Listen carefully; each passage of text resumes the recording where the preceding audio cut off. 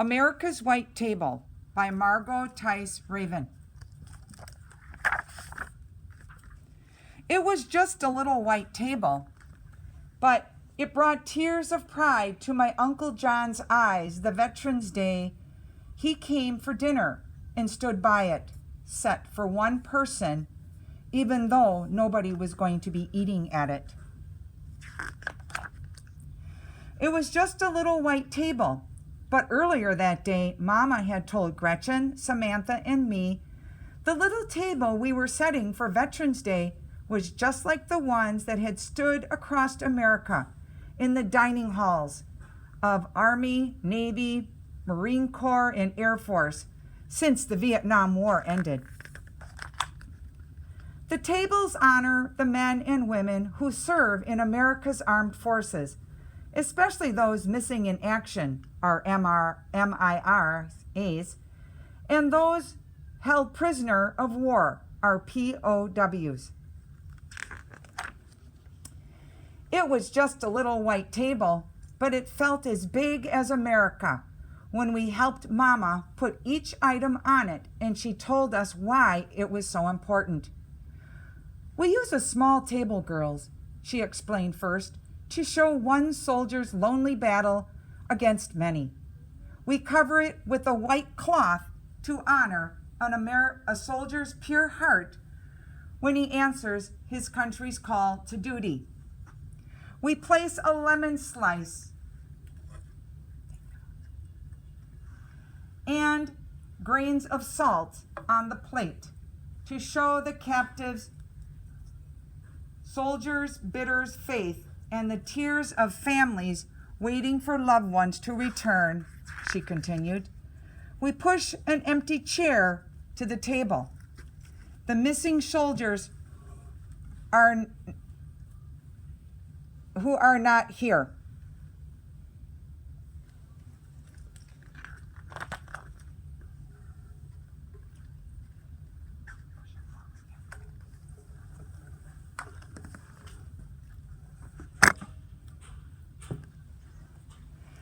We lay a black napkin for the sorrow of captivity and turn over a glass for the meal that won't be eaten. We place a white candle for peace, and finally a red rose in a vase tied with red ribbon for the hope that our missing will return someday. Mama finished speaking just as sunlight spilled on the table and filled the overturned glass. It was just a little white table, but it suddenly made me want to burst into a feeling I couldn't explain when Mama told us how much our setting the white table would mean to Uncle John that night. Then she told us something we didn't know. Our Uncle John, who gave us big bear hugs and spun us with airplane twirls and called me his Katie girl, was a POW in Vietnam before we were born. It was just a little white table, but it gave us courage to ask Mama what happened to Uncle John in Vietnam. She quietly told us the story. When Uncle John served in Vietnam, he was sent on a rescue mission, and his helicopter was shot down behind enemy lines, she began. And he and his 3 crew members were taken prisoner. One crew member named Mike was seriously wounded from the crash, but Uncle John and the other men tried to help Mike get better and persuaded a guard to bring Mike medicine. Then one day, when a guard looked away, Uncle John and the others had a chance to escape. But Mike was just too sick to go, so Uncle John stayed behind because he couldn't leave a fellow soldier alone so far from home. But how did Uncle John get free? We asked Mama.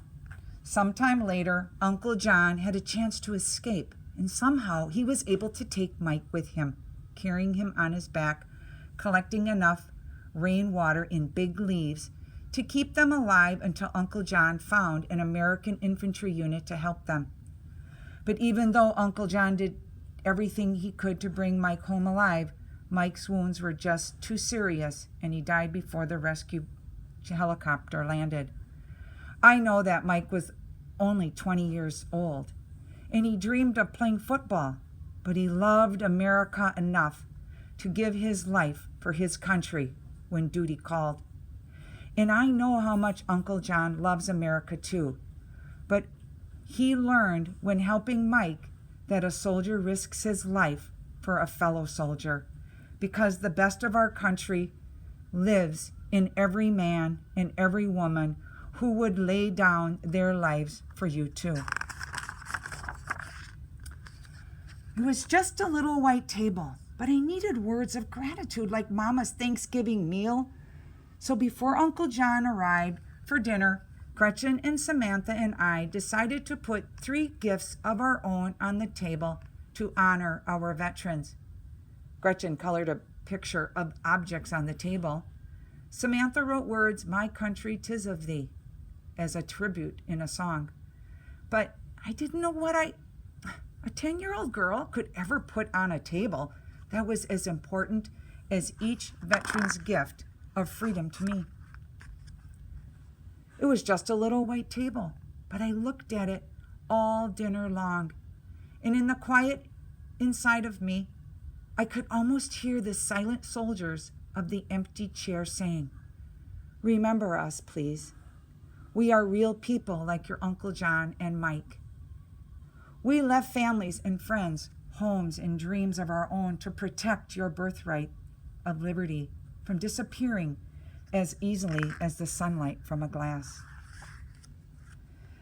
It was just a little white table, but it took my words away when I hugged Uncle John that night, and I wanted to thank him for serving our country very bravely.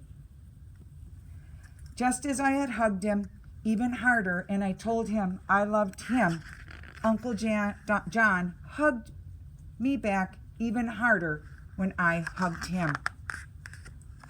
And that's when I knew what I was going to put on the table.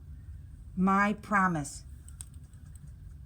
to put words from my heart into a little book around America's white table. And in the book, I'd use Gretchen's pictures and Samantha's song and Mama's story until Uncle John and his friend Mike, because I hoped that everyone who read it would set a white table on Veterans Day too, so that brave Americans the little table honors won't ever feel forgotten by a country they loved so much. Then in the salt on the little white table, I traced the grains of their families' tears, what each man and woman who serves America is to me, a hero. And that's when I saw the tears of pride in my Uncle John's eyes. Remember to thank a veteran today. And I'd like to thank our engineer, Mr. Davidson. And I have uncles and aunts, but make sure you thank a veteran today.